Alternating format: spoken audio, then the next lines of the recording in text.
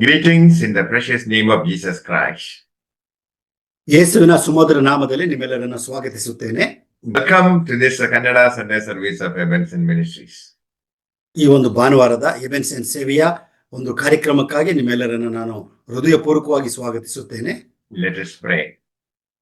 ನಾವು ಪ್ರಾರ್ಥನೆಯೊಂದಿಗೆ ಪ್ರಾರಂಭ ಮಾಡೋಣ. ಪ್ರಾರ್ಥನೆ ಮಾಡಿಕೊಳ್ಳೋಣ. ಕೃಪೆಯಲ್ಲಿ ಐಶ್ವರ್ಯವುಳ್ಳಂತ ಪರಲೋಕ ತಂದೆಯಾದ ದೇವರೇ, ಈ ಒಂದು ಹೊಸ ದಿನಕ್ಕಾಗಿ ಸ್ತೋತ್ರ. ಈ ಒಂದು ಭಾನುವಾರ ದಿನದಂದು ನಾವು ನಿನ್ನ ಸನ್ನಿಧಿಗೆ ಬಂದು ನಿನ್ನನ್ನು ಕೊಂಡಾಡುತ್ತೇವೆ, ಆರಾಧಿಸ್ತೇವೆ, ಘನಪಡಿಸ್ತೇವೆ. ಸ್ವಾಮಿ, ನಿನ್ನ ಸನ್ನಿಧಾನದಲ್ಲಿ ಪರಿಪೂರ್ಣ ಸಂತೋಷವಿದೆ, ನಿನ್ನ ಬಲಗೈಯಲ್ಲಿ ಭಾಗ್ಯ ಇದೆ. ಸ್ವಾಮಿ, ನೀನು ಜೀವಿಸುವ ದೇವರು, ಮಾತನಾಡುವಂಥ ದೇವರು, ಬಲಪಡಿಸುವಂಥ ದೇವರು. ನಮ್ಮನ್ನು ಇದುವರೆಗೂ ಕಾದು ಕಾಪಾಡಿದ್ದಿ, ಅದಕ್ಕಾಗಿ ಸ್ತೋತ್ರ ಮಾಡ್ತೇವೆ. ಈ ದಿನದ ಈ ಒಂದು ಯೂಟ್ಯೂಬ್ ಮಿನಿಸ್ಟ್ರಿಯನ್ನು, ಎಬೆನ್ಸನ್ ಮಿನಿಸ್ಟ್ರಿಯನ್ನು ಆಶೀರ್ವದಿಸು. ಇದ್ರ ಮುಖಾಂತರವಾಗಿ ನಾವೆಲ್ಲರೂ ಆಶೀರ್ವದಿಸಲ್ಪಡುವವರಾಗುವಂತೆ ನೀನು ಸಹಾಯಿಸು. ನಮ್ಮ ಮಾತುಗಳು, ನಮ್ಮ ಆಲೋಚನೆಗಳು ಕೇಳಿಸ್ಕೊಳ್ಳುವವರ ಹೃದಯಗಳಲ್ಲಿ ಕೂಡ ನೀನು ಕಾರ್ಯ ಮಾಡಿ ಸ್ವಾಮಿ. ಇದ್ರ ಮುಖಾಂತರವಾಗಿ ನೀನು ಮಹಿಮೆ ಹೊಂದಿ, ನಿನ್ನ ರಾಜ್ಯದ ಏಳಿಗೆಗಾಗಿ, ನಿನ್ನ ಒಂದು ಸ್ವಾಮಿ ನಾಮ ಕೀರ್ತಿಗಾಗಿ ನಮ್ಮೆಲ್ಲರನ್ನು ಉಪಯೋಗಿಸಬೇಕಾಗಿ, ಎಲ್ಲ ಕೊರತೆಗಳನ್ನು ನೀಗಿಸಬೇಕಾಗಿ ನಮ್ಮ ಸಹಾಯಕನು, ನಾಯಕನು, ಒಡೆಯನೂ ಆಗಿರುವಂಥ ನಜರೇತಿನ ಯೇಸು ಕ್ರಿಸ್ತನ ಹೆಸರಿನಲ್ಲಿ ಪ್ರಾರ್ಥಿಸುತ್ತೇವೆ. Amen. For today's meditation, let us turn to the book of Psalms, chapter 34, verse 18. ಇವತ್ತಿನ ವಾಕ್ಯ ಧ್ಯಾನಕ್ಕಾಗಿ ಕೀರ್ತನೆಗಳ ಪುಸ್ತಕ 34ನೇ ಅಧ್ಯಾಯ 18ನೇ ವಚನವನ್ನು ನಾವು ಓದಿಕೊಳ್ಳೋಣ. The Lord is near to them who are of a broken heart, and such as be of a contrite spirit. 34:18 ಓದಿಕೊಳ್ಳೋಣ. ಮುರಿದ ಮನಸ್ಸುಳ್ಳವರಿಗೆ ಯೆಹೋವನು ನೆರವಾಗುತ್ತಾನೆ, ಕುಗ್ಗಿ ಹೋದವರನ್ನು ಉದ್ಧಾರ ಮಾಡುತ್ತಾನೆ. The word contrite means broken and crushed. ಇಲ್ಲಿ ನಾವು ನೋಡ್ತೇವೆ, ಮುರಿದಂಥದ್ದು ಅಂತ ಹೇಳಿದ್ರೆ ಅದು ಹಾಳಾದದ್ದು ಅಥವಾ ಕುಗ್ಗಿ ಹೋದಂತ ಮನಸ್ಸಾಗಿರ್ತದೆ. Following Jesus does not mean you will never feel pain again. ನಾವು ಯೇಸು ಕ್ರಿಸ್ತನನ್ನು ಹಿಂಬಾಲಿಸುವಾಗ ನಮಗೆ ಕಷ್ಟಗಳು, ಬಾಧೆಗಳು ಬರುವುದಿಲ್ಲವೆಂದು ಏನೂ ಅಲ್ಲ. It means you will never suffer alone. ನಾವು ಬಾಧೆ ಅನುಭವಿಸುವಾಗ ನಾವು ಒಬ್ಬರೇ ಅದನ್ನು ಅನುಭವಿಸುವುದಿಲ್ಲ. Jesus never promised the absence of pain. ಯೇಸು ಸ್ವಾಮಿ ಬಾಧೆಗಳಿಲ್ಲ ಎಂಬುದಾಗಿ ಕೂಡ ಯಾರಿಗೂ ವಾಗ್ದಾನ ಮಾಡಿಲ್ಲ. Jesus promised the presence in the midst of it. ಆ ಒಂದು ಬಾಧೆಗಳ ಮಧ್ಯದಲ್ಲಿ ದೇವರ ಪ್ರಸನ್ನತೆ ನಮ್ಮೊಂದಿಗಿದೆ ಎಂಬುದಾಗಿ ದೇವರು ನಮಗೆ ವಾಗ್ದಾನ ಮಾಡಿದ್ದಾನೆ. Elijah was a powerful prophet, brought fire from heaven, raised the dead, and faced the 450 prophets of Baal alone. ನಾವು ದೊಡ್ಡ ಪ್ರವಾದಿಯಾದಂತ ಎಲಿಯನ ಬಗ್ಗೆ ಸತ್ಯವೇದದಲ್ಲಿ ನೋಡುತ್ತೇವೆ. ಆತನು ಮಹಾ ಬಲವುಳ್ಳವನಾಗಿ ಆಕಾಶದಿಂದ ಬೆಂಕಿ ತರಿಸಿ 450 ಸುಳ್ಳು ಪ್ರವಾದಿಗಳನ್ನ ಆತನು ಕೊಂದನು ಎಂಬುದಾಗಿ ನೋಡುತ್ತೇವೆ. There was a threat to his life. ಆತನ ಒಂದು ಜೀವಕ್ಕಿನ ಒಂದು ಪ್ರಾಣ ಬೆದರಿಕೆಯನ್ನ ಹಾಕುತ್ತಾರೆ. He was found sitting under a tree and wished it to die. ಆತನು ಒಂದು ಮರದ ಕೆಳಗೆ ಕೂತುಕೊಂಡು ಮರಣವನ್ನ ಬಯಸಿ ಆತನು ಕೂತಿರುತ್ತಾನೆ. He said, "Enough, O Lord, I am no better than my father."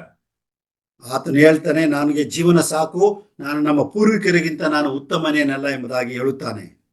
God did not rebuke him, send an angel to provide food.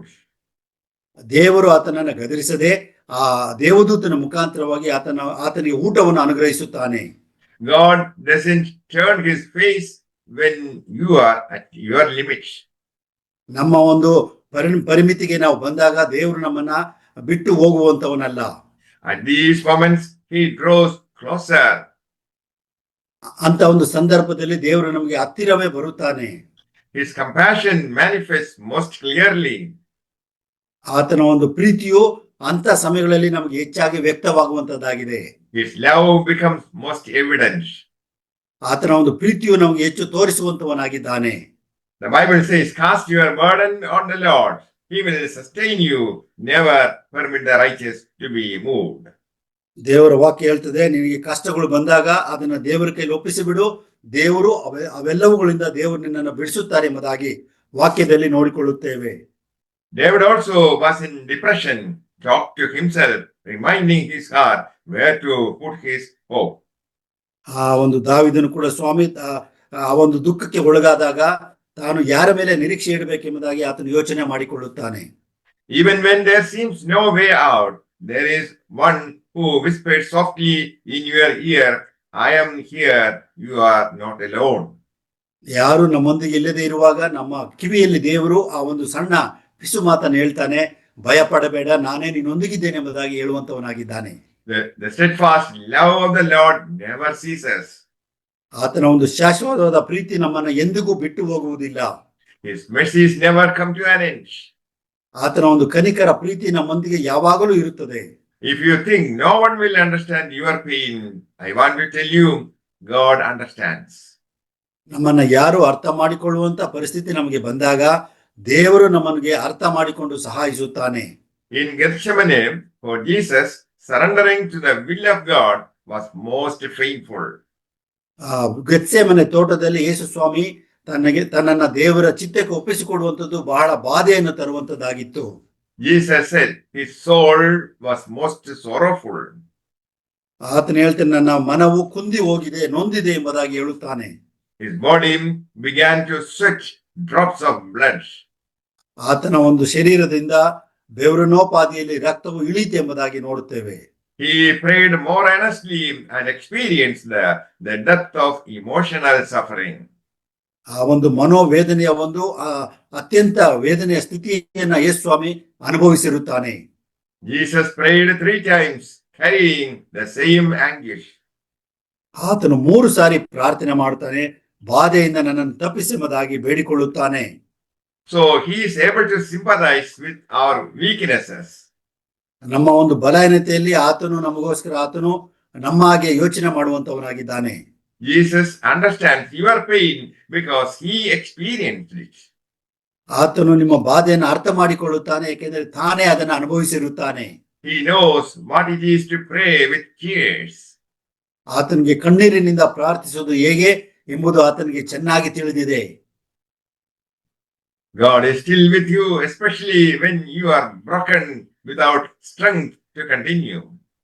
ನೀವು ಮುಂದುವರಿಸಲಿಕ್ಕೆ ನಿಮಗೆ ಶಕ್ತಿ ಇಲ್ಲದಾಗ ದೇವರು ನಿಮ್ಮ ಸಂಗಡಲೇ ಇರುವಂತವನಾಗಿದ್ದಾನೆ. When you think you are about to collapse, God's most tender character is revealed. ನಾವು ಬಿದ್ದು ಹೋಗುತ್ತೇವೆ ಮತ್ತು ಭಯ ನಿಮಗಿರುವಾಗ ದೇವರ ಒಂದು ಕನಿಕರ ಬಂದು ನಿಮಗೆ ಸಹಾಯವನ್ನು ಕೊಡುವಂತದ್ದಾಗಿರುತ್ತದೆ. While you are thinking about running away, God is thinking about restoring you. ಆತನು ನೀವು ಬಿಟ್ಟು ಓಡಿ ಹೋಗಬೇಕೆಂಬುದಾಗಿ ಯೋಚನೆ ಮಾಡುವಾಗ ದೇವರು ನಿಮ್ಮನ್ನ ಪುನಃ ಆ ಒಂದು ಒಳ್ಳೆ ಸ್ಥಿತಿಗೆ ತರಲಿಕ್ಕೆ ಯೋಚಿಸುವಂತವನಾಗಿದ್ದಾನೆ. Just as God did not abandon Elijah in depression, he won't abandon you. ದೇವರು ಎಲಿಯನನ್ನು ಹೇಗೆ ಆ ಒಂದು ಕಷ್ಟ ಸ್ಥಿತಿಯಲ್ಲಿ ಆತನು ಬಿಟ್ಟು ಹೋಗಲಿಲ್ಲವೋ ಹಾಗೆ ನಿನ್ನನ್ನು ಕೂಡ ದೇವರು ಎಂದಿಗೂ ಬಿಟ್ಟು ಹೋಗುವುದಿಲ್ಲ. May the Lord bless you all with these words. Amen. ಈ ಒಂದು ವಾಕ್ಯಗಳಿಂದ ದೇವರು ನಿಮ್ಮೆಲ್ಲರನ್ನು ಕೂಡ ಅತ್ಯಧಿಕವಾಗಿ ಆಶೀರ್ವದಿಸಲಿ. ಆಮೆನ್.